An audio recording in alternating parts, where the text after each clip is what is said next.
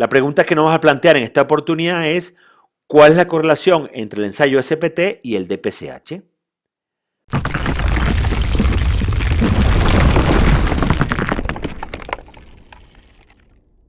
Primero vamos a ver brevemente lo que es el ensayo de penetración dinámica continua.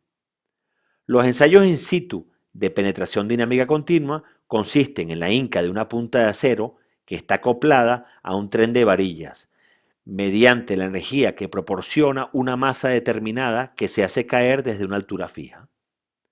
Este ensayo está perfectamente regulado en la norma ISO 22476 y el DPCH específicamente en el apartado número 2.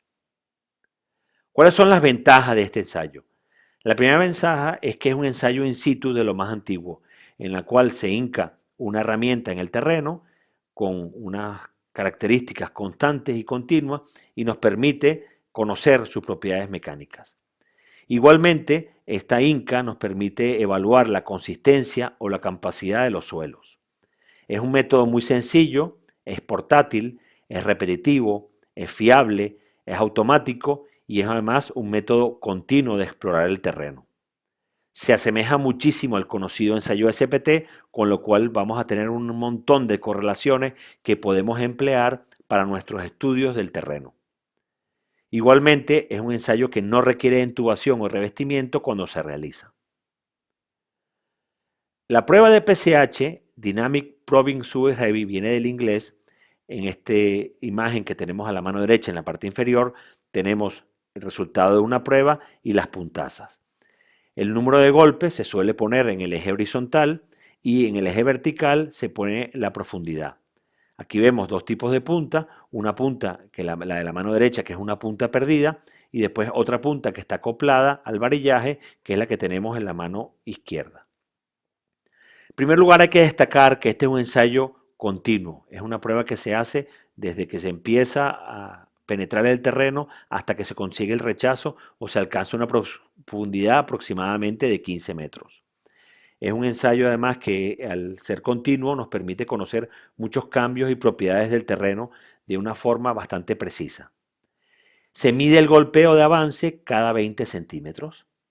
El rechazo se considera cuando se obtienen más de 100 golpes. La masa que cae es de 63,5 kilogramos y la altura de la caída es de 76 centímetros. La punta cónica que utilizamos para este ensayo tiene 20 centímetros cuadrados y el diámetro de esa punta es de 50,5 milímetros. Vamos a comparar el ensayo SPT con el DPCH. Aquí en las imágenes tenemos en el centro una cuchara partida de SPT y a la mano derecha una puntaza del ensayo DPCH. Aquí en esta tablita tenemos los ensayos SPT, las propiedades principales, y aquí tenemos las del DPCH. Vamos a compararla. En masa, exactamente igual. La altura de caída, la misma. Tenemos una pequeña diferencia en el área de la punta. Una es de 20,42 para el caso del SPT y en el caso de DPCH es de 20 centímetros cuadrados por el hecho de que se utilizan medidas en pulgadas y en milímetros, pero prácticamente es una diferencia muy pequeña.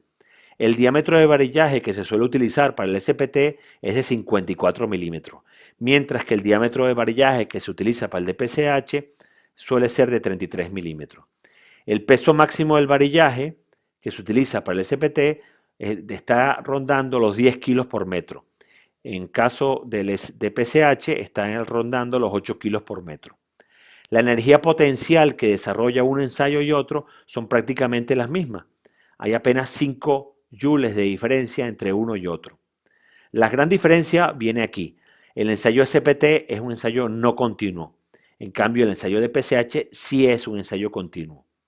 La otra diferencia sustancial es que el ensayo SPT nos permite obtener una muestra del terreno, mientras que el ensayo de PCH no nos permite obtener una muestra del terreno. Aquí vemos el ensayo de PCH con correlaciones que se pueden utilizar. Las correlaciones más utilizadas del SPT son estas: la densidad relativa según Terzaghi 1948, la del ángulo de rozamiento de De Mello del año 71, la del módulo de Young de Strauss del 89, la que nos permite obtener el potencial de licuación según SID e IDRIS del año 85 y recientemente una actualización que ha ocurrido. La tensión admisible es de Terzaghi del 48, los asientos de Steinbrenner del año 34 y recientemente, por así decirlo, por la antigüedad de todas estas correlaciones, tenemos el NAFFAC que nos permite encontrar la resistencia al corte sin drenar en las arcillas en base al SPT. Como ven, una cantidad de correlaciones que nos permiten ampliar nuestros estudios geotécnicos con las cuales podemos conocer muchísimo el terreno y que nos permiten explorar con herramientas muy sencillas. Pasamos ahora a ver cómo se convierte el SPT30 al DPCH20. Vamos a ver qué correlaciones solemos utilizar en la práctica. En primer lugar, hay que destacar que entre el SPT manual y el SPT automático suele haber una diferencia energética que es de 1,27 según se ha explorado en diferentes estudios, o sea que hay un 30% más de energía que le introducimos al terreno con un sistema automático que con un sistema manual.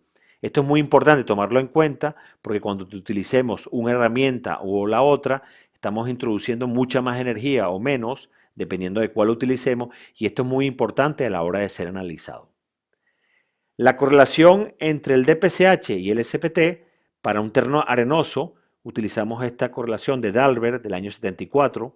En las referencias está colocado la referencia exacta, en la cual se multiplica el número de DPCH por 1,22, se saca el logaritmo, eso se multiplica por 25 y se resta 15,16. Eso nos da la correlación entre el SPT y el DPCH. Para terreno arcilloso medio a firme tenemos la correlación de Dapena del año 2000, cual le sacamos al logaritmo al DPCH, lo multiplicamos por 13 y le restamos 2. Para terrenos arcillosos blandos, Dapena también en el año 2000 utiliza la relación de que el DPCH más 2 es igual al número de SPTs. Es muy importante notar que en la práctica yo he leído y he utilizado muchísimas veces correlaciones que varían muchísimo. Por ejemplo, para los terrenos de Madrid se utiliza de 0,5 a 0,61. Para terrenos arcillosos hay gente que utiliza de 1,25 a 2. O sea, hay una variación sumamente grande. Esta incertidumbre es la que hay que resolver haciendo ensayos.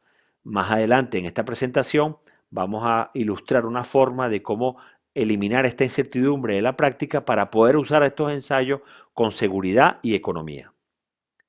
Las limitaciones de este ensayo, en primer lugar, es que el uso es más apropiado en terrenos granulares. Ya sabemos las limitaciones que hay en la literatura cuando se utiliza el ensayo SPT o los ensayos de penetración dinámica en suelos de naturaleza arcillosa. Esto es bueno tomarlo en cuenta y sabiendo estas limitaciones podemos ir hacia adelante.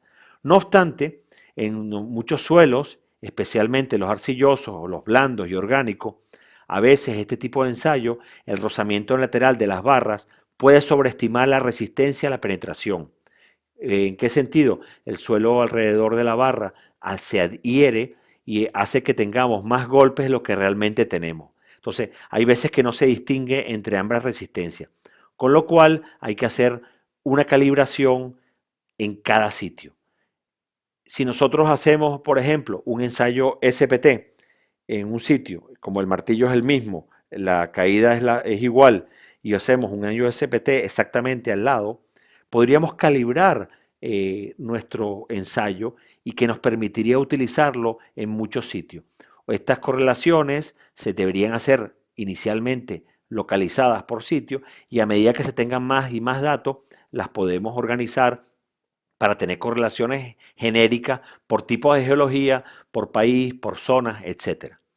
Es importante destacar que este ensayo lo podemos utilizar tranquilamente si lo correlacionamos con el SPT. Y de esa forma tenemos todas las otras relaciones y estudios previos a nuestro alcance. Eso debe ser calibrado en sitio y es muy importante no dejar de hacerlo. Algunas ideas para avanzar. Opino que hace falta hacer una calibración con su correspondiente correlación para terrenos locales. Esto quiere decir porque hay que hacer un ensayo de SPT, justamente al lado se hace un DPCH y se puede calibrar de una forma muy sencilla y muy práctica un ensayo y el otro. Mientras más datos tengamos de este tipo, mientras más relaciones tengamos, mejor va a ser nuestra interpretación de los datos y más nos vamos a acercar a las propiedades geomecánicas reales del terreno. Muy importante es que estos ensayos deben usarse con reservas, específicamente norman muchos autores que a partir de los 6 o 10 metros de profundidad, el rozamiento del fuste puede ser superior al obtenido por el SPT. Esto se puede perfectamente calibrar y conocer si se hace el estudio del SPT con el DPCH uno al lado del otro. Con lo cual tenemos una herramienta disponible que podemos utilizar. Bueno amigos, nuevamente gracias por su atención. Recuerden suscribirse a nuestro canal. Debajo tienen las referencias para ampliar la información que hemos dado en esta pequeña presentación. Y aquí tenemos un ensayo que bien utilizado nos va a permitir relacionar con el cuerpo técnico que hay detrás del SPT, que además nos va a permitir hacer estudios de suelos más seguros, más económicos, dando mayor cantidad de información. Muchísimas gracias por su atención, amigos, y hasta pronto.